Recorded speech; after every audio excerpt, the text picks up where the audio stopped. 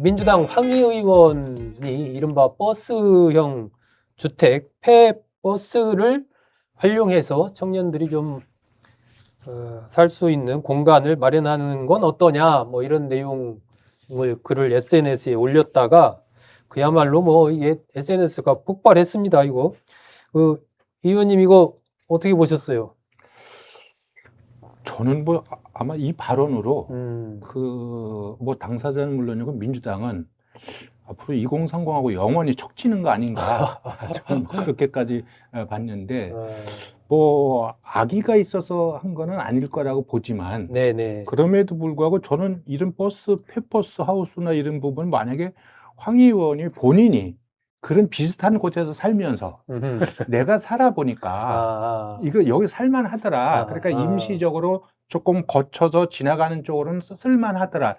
이렇게 얘기를 해도 엄청난 비난에 쌓였을 거예요. 네. 근데 본인은 네. 그런 데서 살지 않잖아요. 그러면서 이런 얘기를 하는 부분은 제가 볼 때는 정확하게 이야기하면 저는 그 청년에 대한 모독이라고 생각을 하고요. 네, 청년에 대한 모독입니다. 모독이고 두 번째는 청년을 포함해서 사람들은 누구나 좋은 주택에 살고 싶어 하는 그 건강한 욕망이 있어요.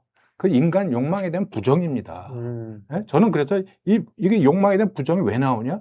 이건 공감 능력이 없기 때문에 일어나는 거거든요. 그래서 공감 능력이 예, 없다. 저는 그래서 요번에 집권 여당의 어떤 그 인식과 세계관이나 이런 부분을 진짜 여러분 전당대회 과정까지 해서 여기 한번 짚어봐야 된다.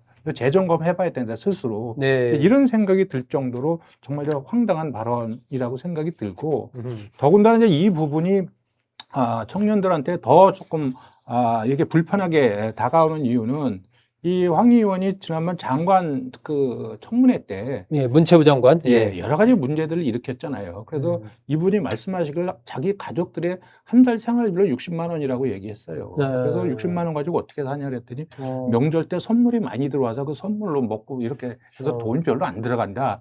이런 변명을 하다가 이제 한번 진짜 예? 정말 진실과는 너무 거리가 먼 답변하고 그러면서도 또 자기 부인과 자녀의 자녀들. 고액 그 유학 자금도 갖다 대잖아요. 네. 그래서 정말 이제 이런 부분에서 이렇게 불편하게 자기 삶을 살아온 거를 스스로 이렇게 다 드러낸 그런 당사자가 다시 이런 발언을 했을 적에 청년들이 어떻게 볼 것인가. 그리고 조금 더 확대되면 민주당이나 집권여당 또 확대되면 이재명 정권은 도대체 우리 청년들을 어떻게 대하는 거지? 지금 청년들이 뭐 이따 뭐 이야기가 계속 되겠습니다만 청년들이 이재명 정권에서 등을 돌리는 이유 중에 대표적인 부분이 사실 부동산 정책입니다. 그러면서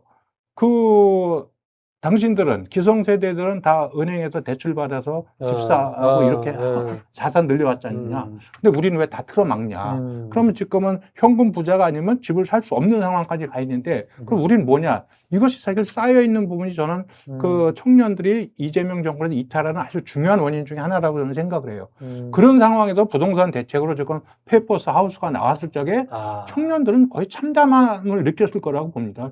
이건 정말 제가 좀 수습이 안 될 거예요. 여간에서는. 그리고 설사 사과하고 넘어간다라도 내가 앞으로 우리 사회에서 내가 인생을 어떻게 살아갈까지를 고민하는 청년들 그 마음속에 아마 저는 깊은 상처를 줬을 거라고 생각합니다. 네.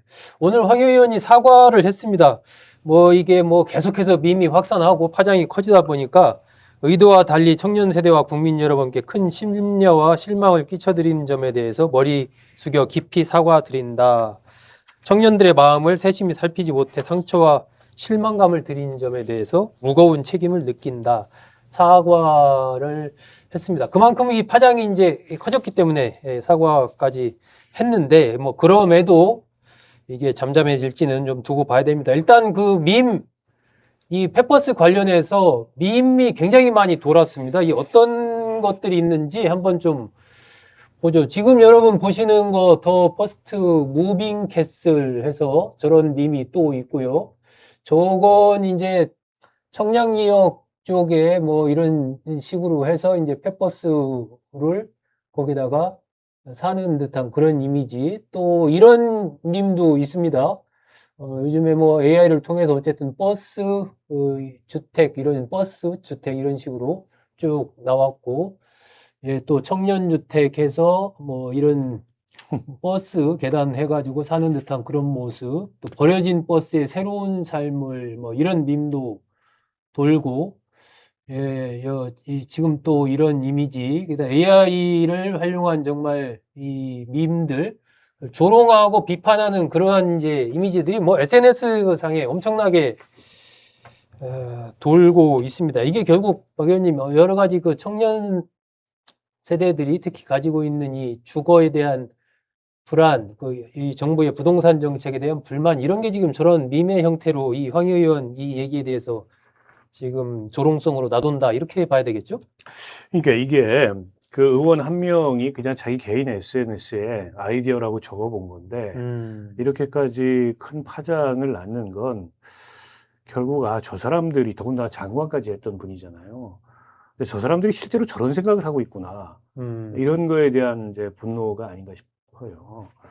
근데 저는 별로 그렇게 진지하지도 않고 생산적이지도 않은 얘기를 SNS에 썼다가 오히려 이렇게 역풍을 세게 초래하고 있는 게 아닌가 싶고 왜 저런 쓸데없는 짓을 했는지 잘 모르겠고요. 그러니까 요즘 민주당을 보고 있으면 정말 20대와 치열하게 멀어지기 위해서 작정한 정당 같아요. 치열하게 멀어지기 위해서 작정하는 노력하는 것 같습니다.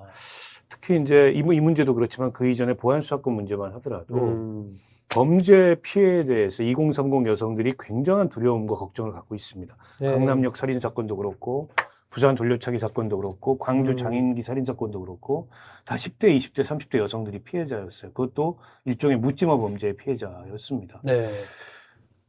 그런데 어쨌든 그 범죄 피해자로부터 국민을 보호하는 그런 국가적 수사 기능이 취약해진다. 이렇게 비춰져요, 지금. 그 보안수 사건 폐지가. 근데 그게 결국 여당이 검찰에 대해서 갖고 있는 오래된 그런 증오심과 복수심 때문이다. 국민의 안전과 생명은 뒷전이다. 이렇게 단순해서 지금 받아들여지거든요. 네, 네. 그리고 저 형사소송법 개정안이 결국에 누구에게 좋은 거냐.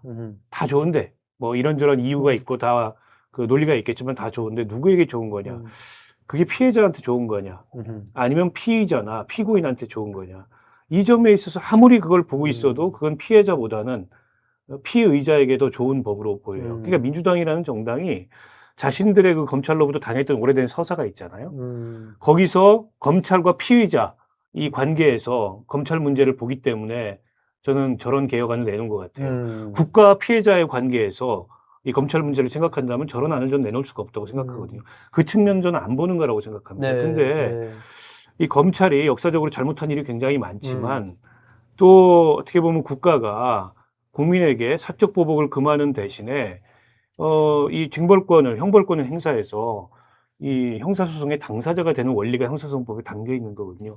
그 원리는 취약해진 거예요. 근데 이에 대해서 가장 직접적으로 이제 우리의 안전 같은 건 안중에 없구나라고 느끼는 게 2030 여성들입니다. 최근에 2030 여성들의 지지율이 급락하고 있어요. 많이 빠졌죠. 물론 거기에 이제 뭐 주식도 있고 여러 가지 사태가 있겠지만 이 형사소송법 개정 문제도 있고 황 의원의 이 얘기도 이거 가분계 시즌2 아닙니까? 본인은 목동 살아요. 목동 아파트가 못 돼도 20억 넘을 겁니다. 종부세 내는 지역이에요. 본인은 목동 살면서 버스하우스가 어떠냐 이런 제안을 한다는 게 누구나 용이 될 필요 없다. 가재, 붕어, 개구리도 행복한 세상이면 되지 않냐. 이거 시즌2예요. 그럼 당신 자식한테 살라 그래라. 혹은 당신이 살거나. 이 얘기 아니에요. 그렇게 얘기하지 않겠습니까? 그러니까 이게 20대들이 끔찍하게 생각하는 게 소위 말하는 민주당 586들의 위선과 이중성인데 딱 그 시즌2 버전에 해당하는 겁니다. 게다가 이분이 인사청문회 때 논란이 됐던 게 뭐냐면 자녀를 자사고에서 외국인 학교로 전학시켰는데 한 해 학비가 4,200만 원짜리 학교였어요. 그러니까 본인은 자식을 그런 데 보내면서 지금 20대 청년들한테 버스하우스에 살으라는 게 무슨 뭐 다 캠핑족을 만들려고 그러는 건지 말이 안 되지 않습니까? 게다가 버스는 수직으로 세울 수도 없습니다. 만 대면은요, 목동 1단지부터 6단지까지 면적이에요. 저걸 아이디어라고 냅니까? 제가 보기에는 장관까지 지낸 분의 감수성도 그렇고 정책에 대한 이해도 그렇고 한마디로 한심하다 생각이 듭니다.